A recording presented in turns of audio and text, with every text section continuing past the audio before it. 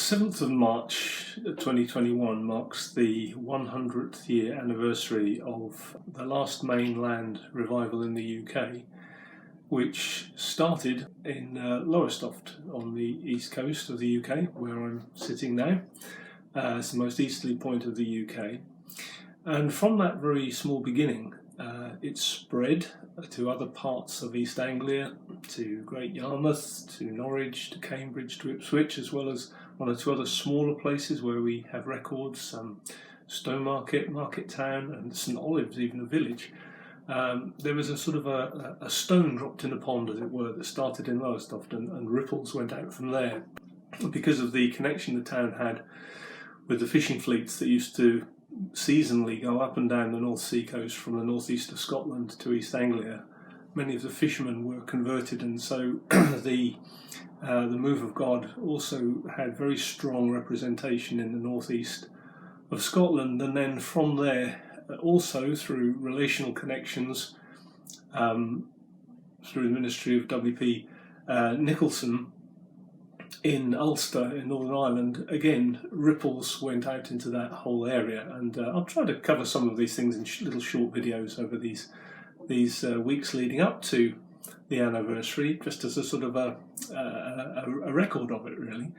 I'm just going to take one or two sort of brief principles about the whole thing that we can learn from, rather than drill into the detail. The first thing I must say is a huge thank you that a gentleman called Stanley Griffin, who was a church leader in the town here, a few years ago wrote a book called A Forgotten Revival, and where he does a very, very thorough piece of work on giving the history of the revival and what happened, and I would really recommend reading that. It's possibly out of print at the moment, but copies are still available, and there are other records that you can find online that are very good to fill out more detail. I think to give some background to the whole thing that helps us today. I mean, we're in the middle of a global pandemic as I speak, but what it's important to remember is 100 years ago, when the revival broke out here in 1921, that the world was also just coming out of the worst of another global pandemic. The Spanish flu had 4 great big waves of infection that ended up being global, really, in its outworking.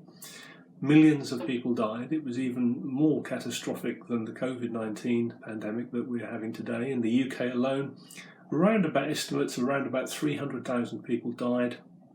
It was a very, very virulent flu.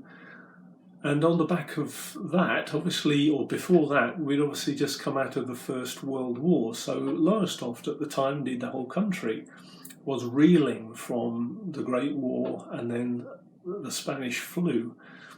And into that context came Douglas Brown, who was invited by Hugh Ferguson, who was the leader of Christ Church in Lowestoft. Douglas Brown came from Balham Baptist in London, which he'd been leading for some time, and very thriving work it was.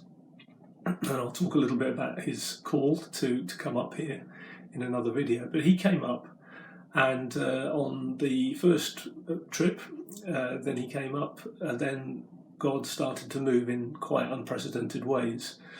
And it's important, I think, for us to realise that when we look sometimes at the world around us and think, goodness, there's a lot of really difficult things, and those of us in the middle of a global pandemic now are thinking, goodness, can God really move in a situation like this? Well, yes, he can.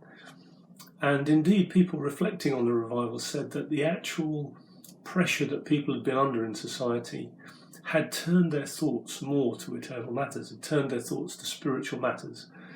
So, first lesson to learn, I think, from the revival is that there are times and seasons that may look as if things are being shaken, and we might even think, goodness, where is God in the middle of all this? And at those times of shaking, sometimes those are times when God begins to move by his Spirit in unprecedented, loving, gracious ways in answer to the huge needs of humanity that are being that emerge from such global shakings.